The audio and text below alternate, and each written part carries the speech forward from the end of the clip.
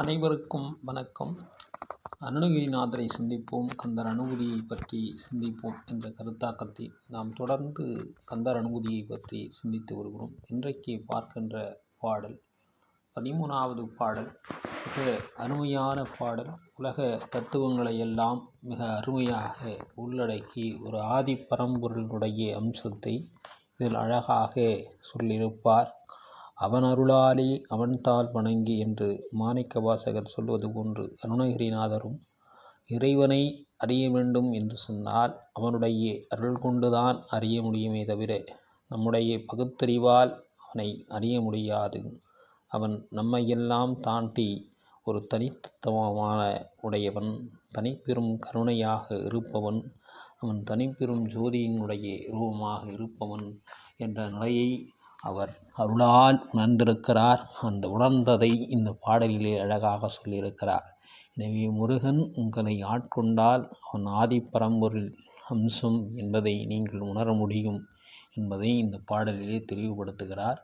அதற்கு ஆட்கொள்வதற்கு உங்களுக்கு அந்த பாக்கியம் கிடைக்க வேண்டும் என்று சொன்னால் இந்த பாக்கியத்தை, இந்த பாடலை நீங்கள் தொடர்ந்து பாராயணம் செய்யணும். இந்த கேட்பதும் அவருடைய திருநாமத்தை மனமுருகி அழுது சொல்லுவதும், மனமுருகி அழுது சொன்னாரே முருகன் உங்களிடம் வந்து விடுவார், அவரை உணர முடியும். எனவே பாடலை பார்ப்போம். முருகன் தனிவேல் முனிநம் குருவென்று அருள் கொண்டு அறிவார் அறியும் தரமோ உருவன்று அருவன்று உளதன்று இலதன்று இருளன்று ஒளியன்று என நின்றதுவே அப்படின்றார். இந்த உருவன்று அருவன்று உளதன்று இலதன்று இருள் அன்று ஒளியன்று என நின்றதுமே. இங்கே தான் ஒரு அருமையான சொற்களை அவர் பயன்படுத்துகிறார். நமக்கெல்லாம் இந்த பூமி ஏன் சுழலுகிறது என்று கேட்டால், இந்த பூமி ஒரு நெருப்பு தொண்டு, அது சூரியனிடமிருந்து பிரிந்து வந்த ஒரு வாயு என்று சொல்லுகிறோம். அந்த வாயு அந்த சூரியனுடைய வெளிச்சத்தில்தான் சூரியனுடைய நெருப்பு துகள்களும் இன்னும் கீழே இருக்கிறது, குளிர்ந்த பகுதியில்தான் உயிரினங்கள் வாழுகின்றது என்று அறிவியலாளர்கள் என்ன சொல்லுகிறார்கள், இதை ஏற்றுக்கொள்கிறார்கள். சூரியனை தாண்டி நாம் சென்றால் சூரியன் எப்படி உருவானது என்று கேட்டால் அறிவியலாளர்கள் இதை அருணகிரிநாதர் சொல்லுகின்ற கருத்தை தான் அவரும் சொல்லுகிறார். முதல் அண்டவெளியில் ஒரு இருள் சூழ்ந்த நிலையில் இருக்கிறது, அது உருவமற்றது என்று சொல்லுகிறார். அதுதான் உருவன்று என்று சொல்லுகிறார். அது அருவுருவமானது, கண்ணுக்கு புலன்படாதது, அணுசக்தியாக இருப்பது அப்படின்னு சொல்கிறாங்க, அணுக்கதிர்வீச்சுகளாக இருப்பது. அதை தான் இங்கே அருவமன்று என்று சொல்கிறார். அப்புறம் இது எப்படி தெரிவிக்க முடியும் அப்படின்னா, உளது போல் இருக்கும், அதாவது இருப்பதை போன்று தோன்றும், நமக்கு உணர முடியுமே தவிர அதை பார்க்க முடியாது. உளது அன்று, அதாவது இல்லாதது போன்றும் இருக்கும், உள்ளது போன்றையும் எப்படின்னா உணர முடியும், இல்லாத கண்ணுக்கு புலன்படாத தன்மையிலும் இருக்கும். அது இருள் என்று நாம் சொல்லிட முடியாது, ஆனால் அதுக்குள்ளே ஒளித்தன்மை இருக்கிறது. இந்த அண்டவெளியில் எல்லா சக்திகளையும் அது உள்ளடக்கியது. அதனால் அதை இருளும் சொல்லிட முடியாது, ஒளியினும் சொல்லிட முடியாது என்றார்.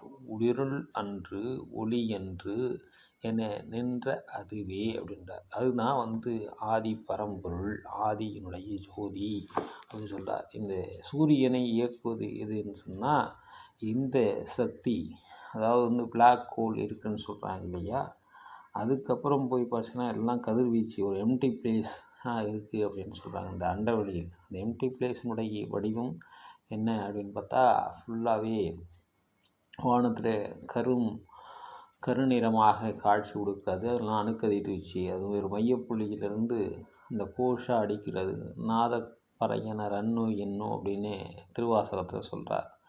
அந்த நாதத்தன்மை, அந்த கதிர்வீச்சினுடைய நாதத்தன்மை தான் இறைவன் அப்படின்ற நிலைக்கு எடுத்துகிட்டு போகிறார். அதே மாதிரி அபிராமி அந்தாதியிலே அண்டமெல்லாம் பூத்தவளே அப்படின்னு சொல்வார்.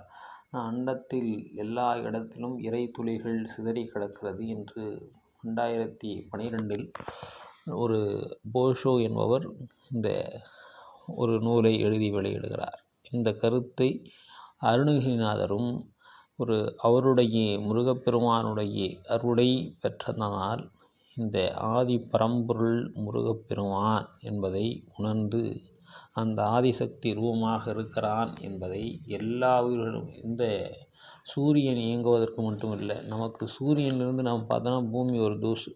உலகத்தில் எத்தனை ஜீவராசிகள் இருக்கிறதோ அத்தனை ஜீவராசிகளுக்கும் ஆதித்தன்மை உடையவனாக அந்த முருகப்பெருமான் இருக்கிறார். குருவாக இருந்துதான் அவர் எல்லா உயிர்களிலும் வழிநடத்துகிறார் என்பதை இவர் தெளிவாக தெரிந்திருக்கிறார் என்பது தெரிகிறது. அதனால்தான் முருகன் என்பதற்கு முருகியல் அழகியல் கொடுப்பவர் என்று திருவிக்கா சொல்லுவார். தனிவேல் என்று சொன்னால் ஒப்பற்ற வேலேந்திய முனிவன் என்று இங்கு சொல்வதற்கு காரணம் இந்த தனித்துவத்தன்மை முருகப்பெருமானிடம் இருக்கிறது. நம் குருவென்று என இந்த மனதில் அறிவை கொண்டு இயங்குகிறதா என்று கேட்டால் இறையை கொண்டு இயங்குகிறது, வினை கொண்டு இயங்குகிறது. அந்த வினையை ஆட்கொண்ட வினைகளுக்கெல்லாம் ஒரு பொருள் மையப்பொருளாக இருந்து இயங்குவது எதுனா குரு. அந்த குரு நம் மனதிலே வந்து தங்கிவிட்டால் நல்வழி நடத்துவார். நல்வழி நடத்துகின்ற ஒரு குரு அமர்ந்து விட்டால் வாழ்க்கையில் வெற்றி பெறுவோம்.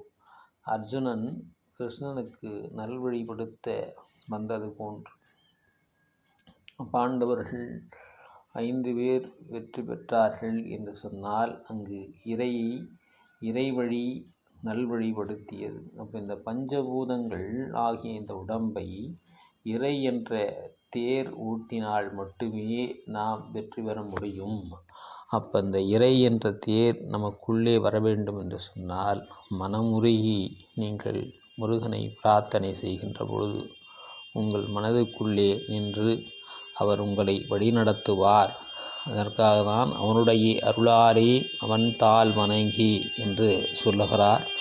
முருகப்பெருமானை பற்றி சொல்லுகின்ற பொழுது அந்த கருத்தை அவர் ஆழமாக வெளிப்படுத்தியிருக்கிறார்.